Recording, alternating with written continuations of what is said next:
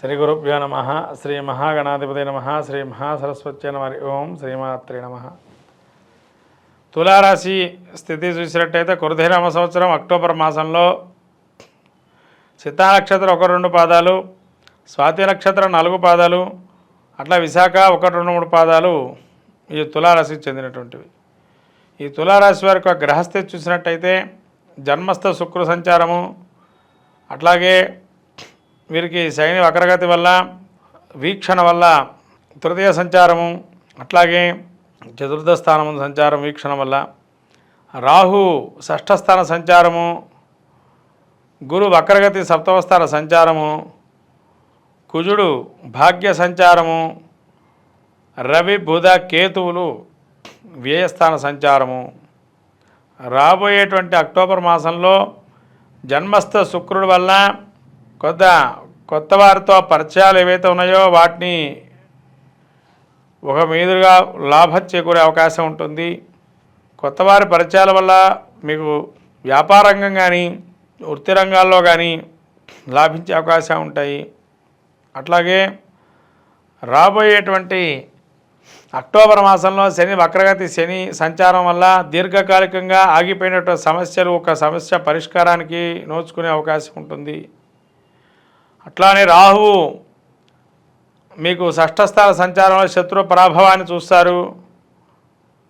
అట్లానే ఈ యొక్క రాహు సంచారం రుణ రోగాదులు ఏవైతే ఉన్నాయో కంటికి సంబంధించిన ఇబ్బందులు అనేవి గోచరిస్తున్నాయి. అట్లాగే రుణ రోగాదులకు వస్తే రుణం తీసుకోవడానికి ప్రయత్నం చేస్తారు.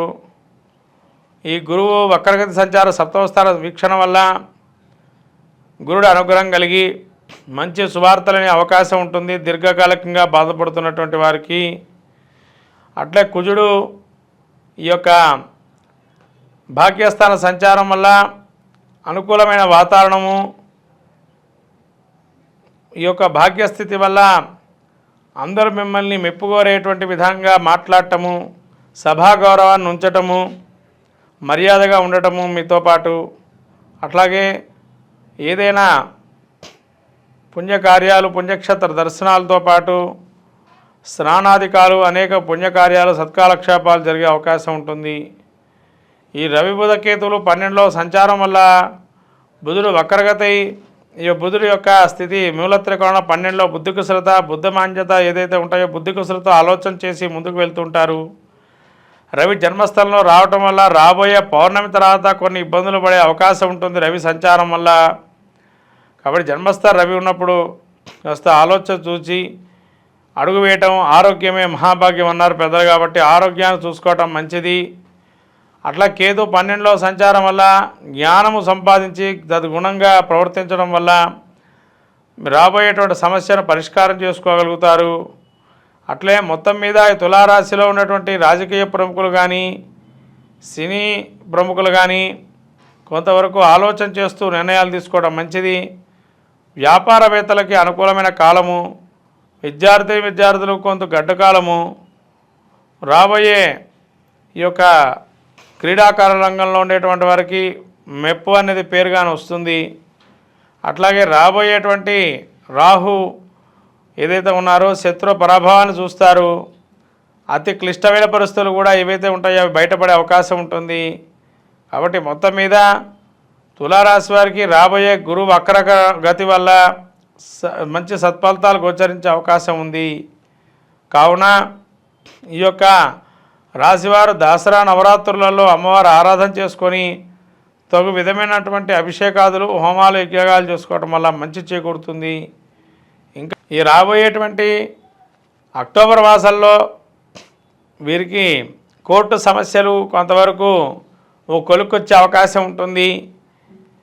అట్లనే వివాహితులకి వివాహానికి సంబంధించినటువంటి విషయాలు ఒక మెట్టు ముందరపడే అవకాశం ఉంటుంది. వివాహితుల వివాహం జరిగే అవకాశం కూడా ఉంటుంది. అట్లాగే రాబోయేటువంటి అక్టోబర్ మాసంలో తులారాశి వారికి చాలా మంచి ఫలితాలే గోచరిస్తున్నాయి. కాబట్టి ఇంకా అవకాశం ఉన్నటువంటి వారు ప్రతినిత్యం లతా సహస్రనామ పారాయణం కానీ ఖడ్గవాస్తవత పారాయణం కానీ అట్లాగే ఇంకా సత్ఫలితాలు పొందాలంటే అలచందలు దొల్లబొబ్బర్లు గోవుకి నైవేద్యంగా పెట్టడము, అట్లే కుక్కలకి ఈ యొక్క రొట్టెలు పెట్టడం ఆదివారం రోజు వల్ల గ్రహ పీడ అనేది తొలగిపోతుంది. ఈ విధంగా తులారాశి వారికి రాబోయే అక్టోబర్ మాసంలో ఇంకా మంచి సత్ఫలితాలు గోచరిస్తాయి. ఈ విధమైనటువంటి ఏవైతే ఉపశాంతికి సంబంధించినటువంటి క్రియలు చెప్పామో ఆ రెమెడీస్ కూడా పాటించినట్లయితే మంచి గోచరిస్తుంది ఈ యొక్క తులారాశి వారికి అని చెప్పడం అయింది. అక్టోబర్ మాసంలో ఈ ఆశ్వీజ మాసంలో ముఖ్యంగా అందరూ కూడా దసరా నవరాత్రులు విరివిగా చేస్తుంటారు. శక్తికి అనుకూలంగా ఈ దసరా నవరాత్రులలో అందరూ కూడా ప్రత్యేకంగా చేసుకునేటువంటి అంశం ఏంటంటే కుంకుమార్చన అంటారు. అమ్మవారికి ఇష్టమైంది ఏంటయ్యా అంటే కుంకుమార్చన. ఒక్కొక్కరికొకరు ఇష్టం కాబట్టి కుంకుమార్చన అనేది అమ్మవారికి ఇష్టంగా చేస్తారు. అలానే చీరలు కట్టడం, ప్రతి అమ్మవారికి ఒక రకమైన రంగు చీరలు కడుతూ ఉంటారు. ఈ ఆశ్వీజ మాసంలో ఈ ద్వాదశ రాసుల్లో జన్మించినటువంటి వారందరూ కూడా రాబోయే అంటే జరుగుతున్నటువంటి ఆశ్వీజ మాసంలో అమ్మవారి అనుగ్రహం పొందటానికి కానీ ప్రతినిత్యం కూడా అమ్మవారికి మీ ఇంట్లో ముఖ్యంగా చందనాది తైలం కానీ లేదా జవ్వాది దొరుకుతుందండి మార్కెట్లో. ఈ జవ్వాదితో కానీ గంధాన్ని మిశ్రమాన్ని చేసి అమ్మవారికి పెట్టినా కూడా మంచి ఫలితాలు గోచరిస్తాయి. అమ్మవారికి ఇష్టముంది ఏంటంటే తాంబూరతపూరిత, మనకు లలితా సహస్రనామంలో అనేక నామాలు ఉన్నాయి. అమ్మవారికి తాంబూలం అంటే సౌందర్య లహరిలో కూడా మనకేం చెప్పారు అంటే అమ్మవారి నాలుక ఎర్రగా ఆ తాంబూల చరణవరణం చేసుకుంటే ఎట్లా ఉంటుందో తాంబూల చరణవరణం, ఆ తాంబూలాన్ని అమ్మవారికి మనం పెట్టాలి అన్నారు. ఇక్కడ ఉపవాస దీక్షగా ఎవరైతే ఉంటారో తాంబూలాన్ని గనక సమర్పణ చేస్తే అమ్మవారికి చాలా మంచిదైనటువంటి అద్భుతాలు మనకు గోచరిస్తాయి.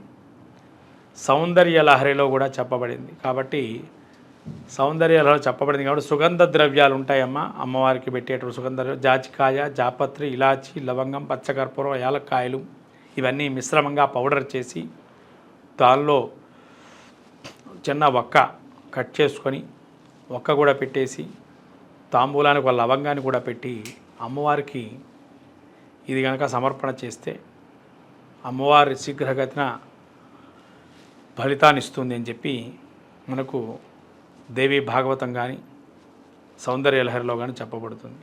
అట్లాగే లలితా సహస్రనామంలో కూడా అమ్మవారికి ఇష్టమైంది బెల్ల పాయసంగా చెప్పబడింది. దుర్గాదేవికి బెల్ల పాయసాన్ని ప్రతినిత్యం కూడా అమ్మవారికి పెట్టడం వల్ల ద్వాదశ రాశులు అద్భుతమైనటువంటి ఫలితాన్ని పొందుతారు. ఈ ఆశ్వీజ మాసంలో రాబోయేటువంటి పౌర్ణిమ కూడా చాలా విశేషంగా అశ్విన్య దేవతలకు సంబంధించినటువంటిది. అంటే రాజవైద్యులని పిలుస్తుంటారు వీరిని. అశ్విని దేవతల్ని రాజవైద్యులుగా వ్యవహరిస్తారు కాబట్టి ఈ యొక్క పౌర్ణమి రోజున ఎవరికైతే మానసిక రుగ్మతతో అంటే మానసికమైనటువంటి టెన్షన్స్ అంటే ఎట్లా మన జాతకంలో ఏ విధంగా కనబడతాయండి అంటే ఇవి కేతువు చంద్రుడు లేదైనా రాహువు చంద్రుడు వీటి కలయిక వల్ల కానీ వీటి పరస్పర వీక్షణ వల్ల కానీ మానసికమైన రుగ్మతలు గోచరిస్తాయి. అంటే ఇమ్మెచ్యూరిటీ ప్రాబ్లమ్స్ అనేది ఉంటాయి.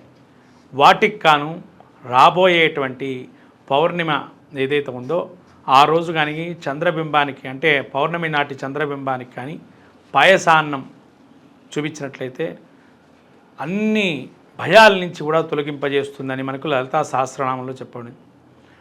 పాయసాన్న ప్రియాత్వస్థ పశులోక భయంకరి అని చెప్పబడింది. కాబట్టి పాయసాన్నాన్ని ఎవరైతే నివారణ పెడతారో అన్ని భయాల నుంచి కూడా పశుపక్షాదుల నుంచి ఉండేటువంటి భయాలు కానీ అనేక జంతువులు కానీ మనలో ఉండేటువంటి రాక్షసత్వాలు కూడా నిర్మూలన చేస్తుందని పాయసాన్నం అంటే అందుకని బెల్ల పాయసాన్ని కానీ పెట్టినట్లయితే అమ్మవారు అన్ని అనుగ్రహాన్ని మనకు ఇస్తుంది.